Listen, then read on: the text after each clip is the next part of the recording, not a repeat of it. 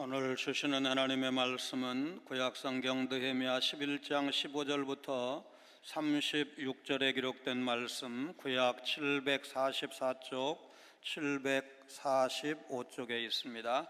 마지막 36절을 한 목소리로 봉독하시겠습니다. 느헤미야 11장 36절입니다. 유다에 있던 레위 사람의 일부는 베냐민과 합하였느니라. 아멘. 교회에서 목사, 장로, 집사, 권사, 교사, 찬양대원 등 특별한 직분을 맡은 사람만 하나님을 섬기는가? 그렇지 않습니다. 교회 직분 이전에 우리 모두가 거룩한 성도로 하나님의 부르심을 받았고, 그래서 하나님의 부르심을 받은 우리 모든 성도는 하나님을 높이고 영광 돌리고 하나님의 교회를 섬길 책임이 있다는 사실입니다. 52일간의 역사를 통해서 무너진 성벽이 재건되었습니다.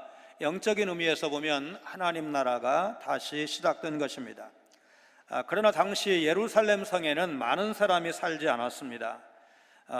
다시 세워진 예루살렘 성에 어떤 사람을 살게 해서 하나님의 거룩한 성다운 면모를 갖추게 할 것인지 지도자들은 거기에 관심을 갖게 되었습니다. 오늘 본문에 보면 백성의 두목과 레윈들로 구성된 제사장들이 예루살렘에 살게 되었습니다.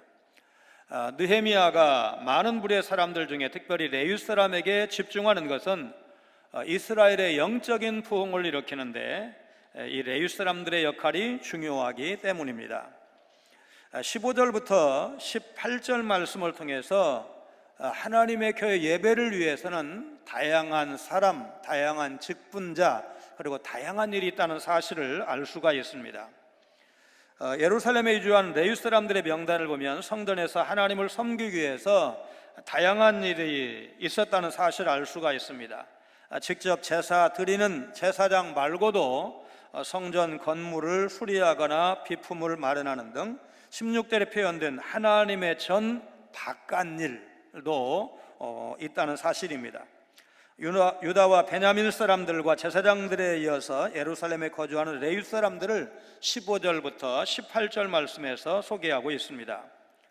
레위 사람 중에는 스마야이니 그는 핫숲의 아들이요 아스리감의 손자요 하사바의 증손이요 분리의 현손이며 또 레위 사람의 족장 삽부대와 요사바시니 그들은 하나님의 전 바깥일을 맡았고 또 아삽의 증손 삽디의 손자 미가의 아들 마따냐이니 그는 기도할 때 감사하는 말씀을 인도하는 자가 되었고 형제 중에 박부가가 버금이 되었으며 또 여두둔의 증손 갈랄의 손자 삼무아의 아들 압단이 거룩한 성의 레위 사람은 모두 284명이었느니라. 무라리 자손 스마야를 비롯해서 성전 외부의 일을 맡은 삽부대와 요사밭이 레위 사람들의 족장으로 예루살렘에 거주했다. 역대상 9장 14절에서 이 스마야는 레위의 막내 아들 무라리의 후손이라고 되어 있습니다.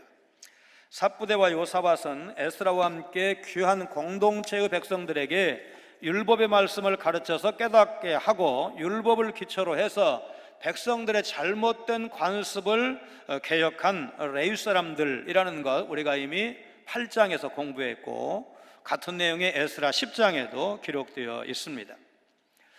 이들은 그 외에도 성전에 필요한 물품을 구입하거나 성전 건물을 보수하는 비용을 위해서 세금과 11조 받는 일도 담당을 했을 것입니다. 기도할 때 감사의 말씀을 인도하는 마따냐와 두 번째 책임자인 박부가와 여두둔의 증손 압다도 예루살렘에 거주했다고 했습니다.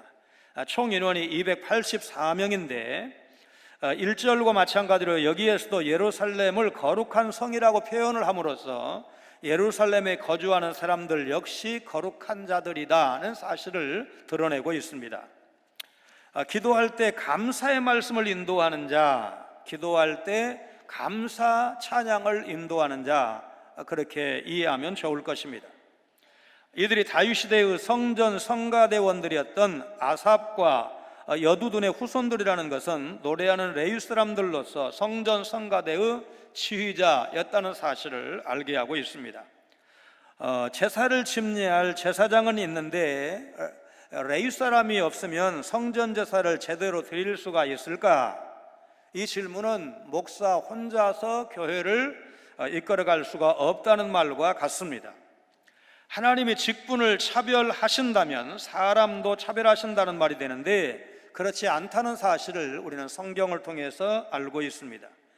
그 당시에, 말하자면 예수님 당시에 혹은 1세기 당시에 남녀가 유별하고 종과 자유인이 차별이 크고, 유대 사람들은 이방 사람들을 야만인시하고, 또 헬라 사람들은 자기들이 최고의 문명인이고 다른 나라 사람들은 야만이라고 생각하던 시절에 사도 바울은 갈라디아 교회 교인들에게 이렇게 선언을 했습니다.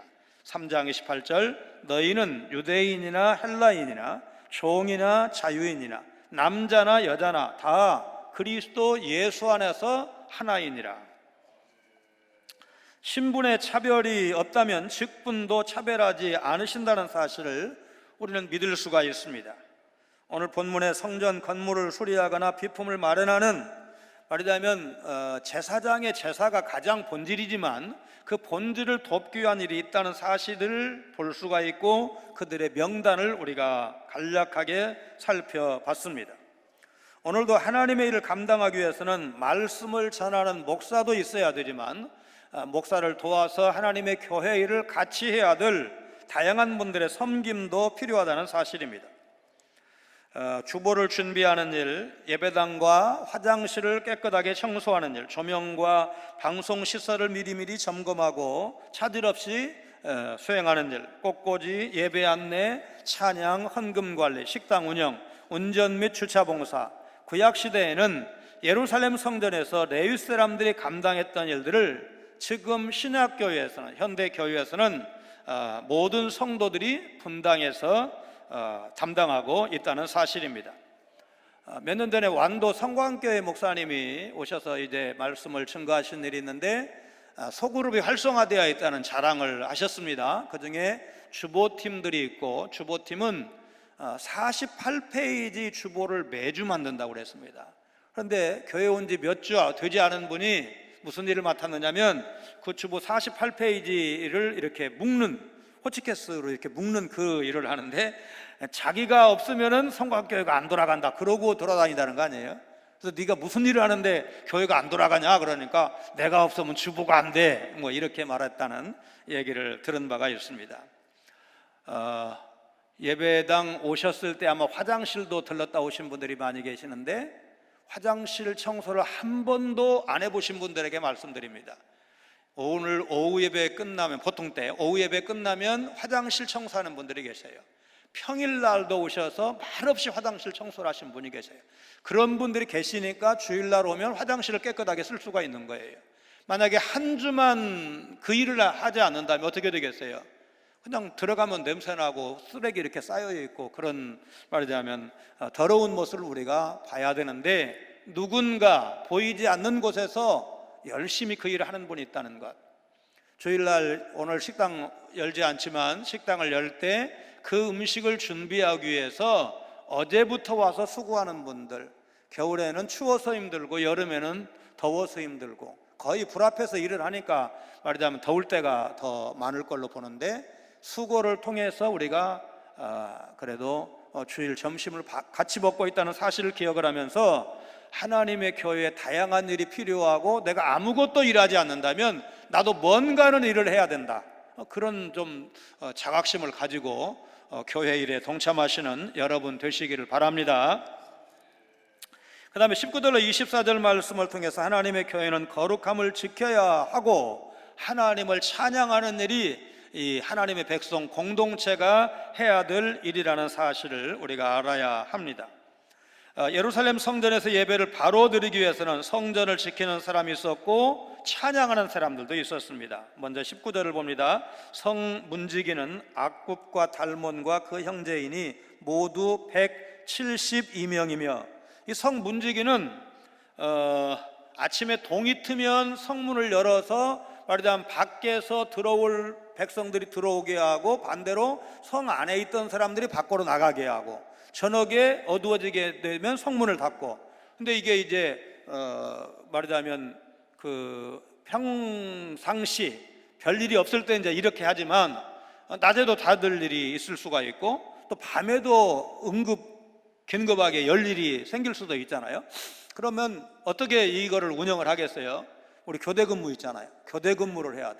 근데 교대 근무를 다 짜놔도 어떻게 돼요? 그게 잘 안 돌아갈 때가 있는데 아플 때, 애경사가 생겼을 때, 그러면 그때 대체할 수 있는 사람 필요한 거예요. 그래서 그 사람이 몇 명이라고요? 172명이다. 20절부터 36절까지는 10분의 1이 거하는 예루살렘 성읍이 아닌 10분의 9가 거하는 일반 백성들의 거주지를 언급하고 있습니다.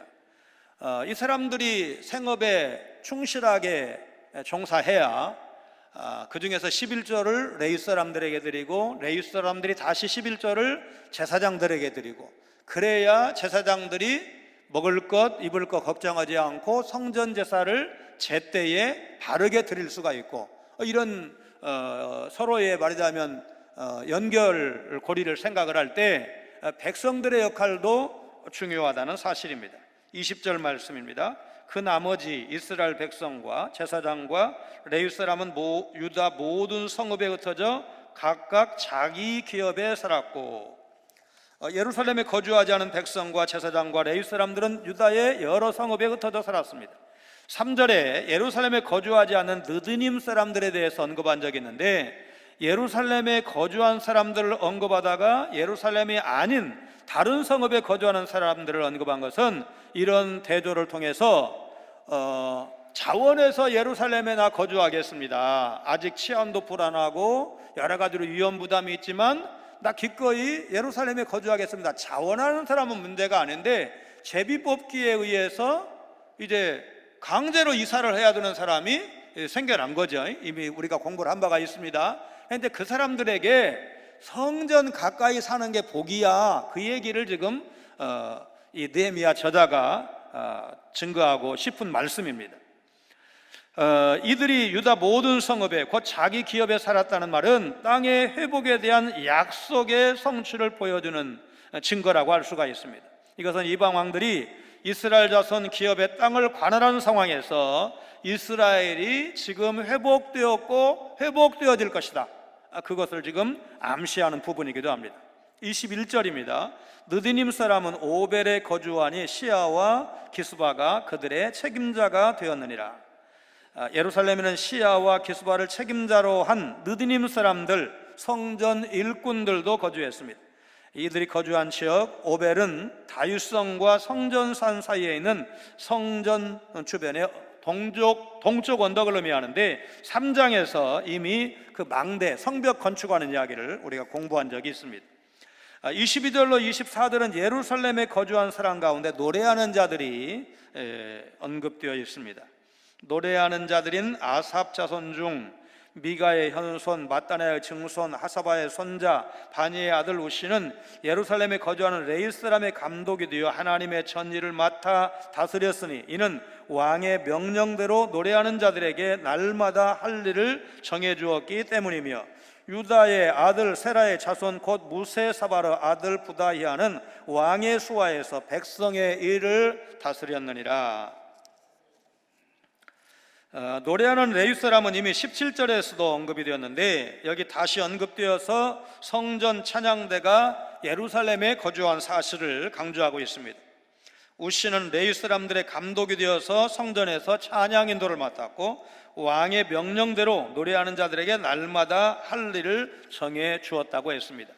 그런데 여기 언급되는 왕은 노래하는 자들을 처음 임명하고 임무를 맡긴 다윗 왕을 의미하는 것처럼 보일 수도 있지만 실제는 페르시아 왕 아닥사스다일 가능성이 훨씬 더 높습니다. 아닥사스다 왕이 이런 명령을 내린 것은 성전 제사가 원활히 이루어져서 왕 자신과 왕자들의 안위를 위한 기도가 드려지기를 바랐기 때문이다. 에스라 6장에 관련 내용이 기록되어 있습니다. 그렇다면 찬양을 맡은 레위 사람들은 이 왕의 명령으로 인해서 생계 문제에 신경을 쓰지 않고 오직 자신들이 맡은 역할에 충실할 수 있었다, 그런 말인데 여러분 이게 무슨 의미가 있을까요? 제사장들이 생업, 말하자면 농사짓는 일, 장사하는 일에 신경 쓰지 않고 오직 성전 제사를 위해서 구별된 사람들, 우리가 다 이해하고 있습니다. 그들을 위해서 11조를 내는 레위 사람들도 땅을 받지 못했어요. 그러니까 거주할 최소한의 성읍은 받았지만 농사지을 땅 혹은 양을 키울 땅을 받지 못했어요, 레위 사람들도. 그러면 이 레위 사람들이 사는 그 방법은 뭐예요? 이스라엘의 나머지 11지파가 열심히 농사짓고 장사해서 11조 드리면 레위 사람들이 살고, 그렇게 받은 레위 사람들이 또 11조를 모아서 제사장들에게 드리면 제사장들이 살고, 이런 방법인데, 지금 오늘 이 읽었던 부분에서는 노래하는 사람들, 성전에서 찬양하는 사람들도 왕의 명령에 의해서 농사짓지 않아도 돼, 양 키우지 않아도 돼, 너희들은 찬양만 열심히 해, 이렇게 해서 찬양대가 생업에 종사하지 않았다는 사실을 이제 우리에게 증언해 주고 있습니다. 오늘 이 말씀을 우리가 어떻게 받아들여야 될까요?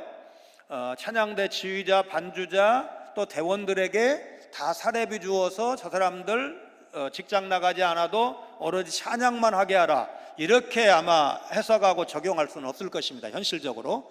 그러나 여기서 중요하게 우리가 놓치지 않아야 될 부분은, 말하자면 이 예루살렘 공동체가, 귀한 공동체가, 바벨론 포로에서 돌아온 이 귀한 공동체가 예배 회복을 얼마나 중요하게 여기는지, 그 예배 회복 중에서 찬양을 얼마나 귀하게 여겼는지, 다윗 시대를 최고의 태평성대로 여겼다면 다윗 시대로의 회복, 성전 제사를 가장 거룩하게 잘 드렸던 그때로 돌아가는 것을 목표로 했다는 사실입니다.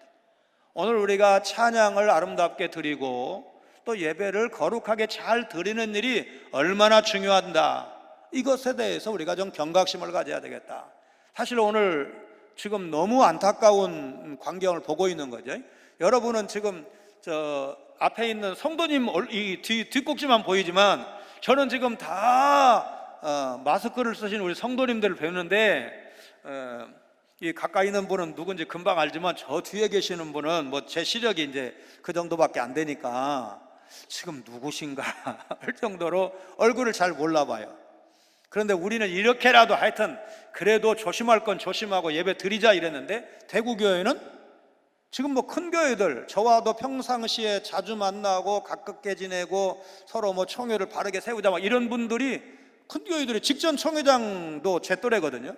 예배 지금 오늘 쉬잖아요. 그 인터넷으로 대체하고, 거기도 젊은 사람만 있는 거 아니잖아요. 제일 큰 교회도 쉬고, 대구 기독교 총연합회장인 그 목사님도 이렇게 친한 분인데 그분 교회도 쉬고, 뭐 지금 다 쉬고 있어요. 아마도 전쟁 때도 한쪽에 피해서 예배 드렸을 겁니다.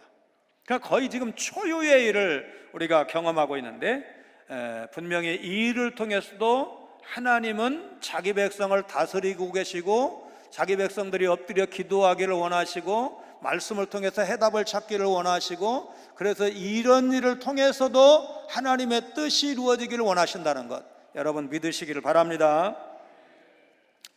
세계적인 정신학 박사인 데이비드 핑크는 정서적인 안정과 행복을 위한 4가지 균형이라는 글을 통해서 정신적인 행복을 위한 4가지 조건을 말했는데, 귀담아 들을 만한 내용입니다. 첫째, 일. 사람은 주어진 시간의 대부분을 일을 하며 보내기 때문에 일을 하는 환경과 조건이 매우 중요하다는 것입니다. 당연한 말이죠. 두 번째는 놀입니다. 일을 하고 남은 시간인 여가를 활용하는 것은 삶의 긴장을 풀어주고 유용한 즐거움을 제공해 준다. 여러분 이 여가라는 말을 그 영어로 하면 recreation 그렇게 말하죠. 그런데 그때 이 리는 리는 다시라는 그런 뜻을 가지고 있고, 크리에이션은 창조, 그러니까 보다 나은 창조, 더 나은 말하자면 활력 있는 삶을 살기 위해서 쉬는 것, 말하자면 좀 산책을 하고 가볍게 운동을 하고 이런 것이 필요하다, 그런 뜻 아니겠습니까? 그러니까 일과 휴식이 균형을 이루어야 된다, 이제 그런 얘기고. 세 번째는 사랑입니다. 다른 사람과 관계를 통해서 충족되는 사랑은 어려움을 이겨낼 버팀목이 되어주고 또 원동력이 되어줍니다. 정말 힘들고 스트레스가 너무 심했는데 그래도 가족들 생각해서 그 어려운 때 참았다, 그렇게 말씀하시는 분들 있죠. 어린 삼남매 남겨놓고 남편이 먼저 갔는데 막 주위에서 더 늦기 전에 새 출발하라고 이런 얘기를 수없이 들었지만 그 삼남매 나 아니면 누가 책임지냐, 큰 집에 가고 작은 집에 가야 되는데 그 서름을 어떻게 견디느냐. 그래서 그 삼남매 때문에 살았다는 그 어머니의 간증을 뭐 우리가 모르는 게 아니잖아요. 우리가 가끔씩 그런 류의 간증을 듣게 되는데 말하자면 자식에 대한 사랑 아니겠습니까? 그 사랑이 삼남매를 살린 거죠. 네 번째는 예배입니다. 일, 놀이, 사랑, 예배. 초월적인 존재를 믿고 예배하는 일은 정서적으로 높은 안정 효과가 있고 인생 전반적으로 큰 도움이 된다. 중요한 것은 이 연구를 수행한 데이비드 핑크 박사가 무신론자였는데 많은 사람들을 상대로 해서 연구해서 이런 결과가 나오니까 말하자면 적어도 네 번째는 이건 유신론자가 가능한 일이잖아요. 예배가 무신론자, 하나님을 안 믿는 사람이 예배가 가능하지 않잖아요. 예배 정의하면 뭡니까? 믿음의 사람이 창조주 하나님, 구원하신 하나님을 예배하는 일, 이게 예배 아니겠어요? 그렇다면 바로 이 네 번째는, 여러분 오늘 우리는 정말 어려운 시대를 살고 있지만, 위기의 때를 보내고 있지만 여전히 우리가 하나님의 백성이잖아요. 하나님은 여전히 하나님이시고 예배와 찬송과 영광을 받으셔야 될 뿐이잖아요. 우리 살아있는 날 동안 예배 쉬는 일이 생기지 아니하도록 하나님 은혜를 주시옵소서, 건강을 지켜주시옵소서, 안전을 책임져 주시옵소서. 우리 공동체, 우리 성광교회 공동체, 대구 지역의 교회들, 대한민국의 교회, 세계 교회가 하나님을 예배하는 예배 공동체로 우리 주님 다시 오시는 그날까지 맡은 일 잘 감당할 수 있도록 은혜를 내려 주시옵소서. 그리고 예배의 기쁨을 잃지 않는 여러분 되시기를 주의 이름으로 축원합니다. 자, 세라는 베레스와 쌍둥이로 태어난 아들인데 유다와 다말에게서 나온 베레스가 예수님의 직계 조상이 되었고, 다른 아들 세라의 자손은 예루살렘 성은 아니지만 다른 지역에 가면서 왕의 수하에서 백성을 다스리는 자가 되었다. 지난 시간 공부한 내용입니다. 자, 유다가 두 아들을 잃었지만 셋째 아들과 쌍둥이 아들이 마지막에 예수님의 족보에 올라가거나 오늘 본문에 성경에 이름을 올리는 그런 영광스러운 아들들이 되었습니다. 다윗 시대의 성전에서 부르던 찬양이 포로기 이후에 회복이 되었듯이 우리가 드리는 예배도 하나님만 높여 드리는 것이어야 한다는 사실, 예배를 드릴 때뿐만 아니라 언제나 어디서나 무엇을 하든지 하나님 높이는 것이 성도의 본분이다. 여러분 믿으시기를 바랍니다. 마지막 25절로 36절 말씀을 통해서 일상의 삶도 예배가 되어야 한다는 사실을 우리가 배우게 됩니다. 25절부터 36절까지는 10분의 9에 해당되는 백성의 거주지가 기록되어 있습니다. 특별히 30절까지는 유다 자손의 거주지, 36절까지는 베냐민 자손의 거주지입니다. 우리 25절로 30절을 먼저 봅니다. 마을과 들로 말하면 유다 자손의 일부는 기럇 아르바와 그 주변 동네들과 디본과 그 주변 동네들과 여갑스엘과 그 마을들에 거주하며 또 예수아와 몰라다와 벳벨렛과 하살수알과 브엘세와 그 주변 동네들에 거주하며 또 시글락과 무고나와 그 주변 동네들에 거주하며 또 에드림몬과 소라와 야르못에 거주하며 또 사노아와 아둘람과 그 마을들과 라기스와 그 들판과 아세가와 그 주변 동네들에 살았으니 그들은 브엘세바에서부터 흰놈의 골짜기까지 장막을 쳤으며. 여러분 이제 좀 생소한 예루살렘이나 뭐 베들레헴이나 이런 지명은 우리가 익숙하지만 지금 읽은 이 지명들은 그다지 익숙하지 않은데 이게 뭐 중요하냐, 아마 그렇게 생각하실 수가 있을 겁니다.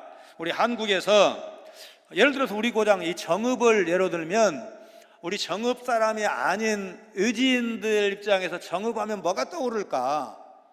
뭐 여론조사한 건 아니지만 대략은 내장산 단풍을 떠올리고 정읍은 동학 농민혁명이 있었던 것이다. 아마 요거를 많이 기억을 할 겁니다. 우리 이제 흔히 이렇게 쓰는 말 중에 뭐 여수에 가서 뭐 자랑하지 말라? 여수에 가서 돈 자랑하지 말라. 순천에 가서 인물 자랑하지 말라. 벌교에 가서 주먹 자랑하지 말라. 뭐 그런 말 있죠. 그러니까 이제 거기에 사는 분들은 아니야 이럴지 모르지만 하도 그 말이 많이 돌아가지고 여수에는 돈이 많은가 봐 순천 사람들이 인물이 좋은가 봐, 벌교는 주먹이 센가 봐. 근데 실제로 이제 벌교에 유명한 뭐 권투 선수, 뭐 레슬링 선수 이런 사람들이 많이 나오고 주먹제비도 많이 나왔대요. 그러니까 이제 빈말이 아닌 거라 어느 정도는 사실이야. 자, 그런데 여기에 있는 이 지명들의 역사적인 근거가 있다는 겁니다. 유다 자손의 상속지인 유다의 최남단 브엘세봇부터 북쪽으로 베냐민 지파의 지역과 경계를 이루는 예루살렘의 흰노무 골짜기에 이르는 지역에 장막을 치고 거주했다는 겁니다. 여기 장막을 쳤다는 표현은 아직 땅을 완전히 회복하지는 못했지만 광야 시대 신앙 공동체의 모습을 떠올리면서 지금 회복해 가고 있다. 바벨론에서 돌아왔어요. 성벽을 먼저 재건을 했어요. 그리고 말하자면 이렇게 지역적으로 나누고, 말하자면 예루살렘 거주할 사람이 부족하니까 예루살렘에 올 사람을 제비뽑기를 통해서 차출을 하고, 이런 일을 지금 진행해 가는데 그때 장막을 쳤다는 표현은 그런 의미가 있는 겁니다. 25절에 기럇 아르바라는 지역은 야곱이 밧단아람에서 돌아와서 아버지 이삭을 만난 장소, 헤브론과 같은 곳입니다. 아브라함과 이삭이 우거하던 곳이고, 갈렙을 중심으로 유다 지파가 쟁취한 곳이고, 아론 자손에게 주어진 도피성 있는 곳이고, 다윗이 기름 부음 받은 곳이 바로 기럇 아르바였습니다. 그러니까 우리는 지금 이렇게 말해야 그래 이러지 잘 모르잖아요. 근데 이 성경을 읽는 유대인들은 자기 고장이니까, 자기 지역이니까 금방 그 사건을 떠올린다 그 말입니다.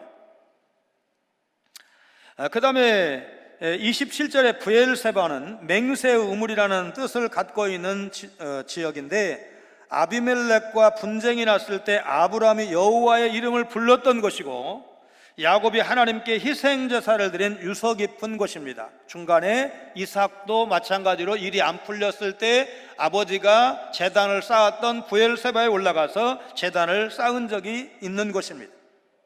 관용적으로 남단의 끝을 의미해서 브엘세바에서 단까지라고 하면, 브엘세바는 이스라엘의 거의 최남단, 단은 이스라엘 최북단이기 때문에 이스라엘 전국, 그런 뜻을 갖고 있습니다. 그러니까 약속의 땅 모든 것을 이미 점령을 했거나 회복해 가고 있다, 그런 뜻을 여기에 이 지명만 봐도 내포하고 있습니다. 28절에 시글락이라는 곳은 사무엘상 30장에서 블레셋에게 빼앗긴 곳으로 이스라엘 백성들에게는 아픔과 수치를 상징하는 것입니다. 30절에 아둘람은 피난처입니다.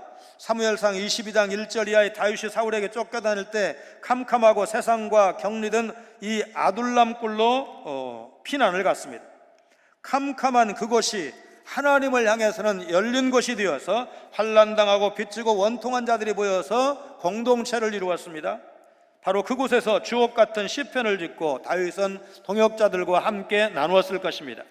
이 라기스라는 곳은 여호수아 10장 32절, 그러니까 여호수아의 가나안 정복 전쟁 과정에서 가나안 땅에 5 왕을 물리쳤던 곳이 라기스입니다.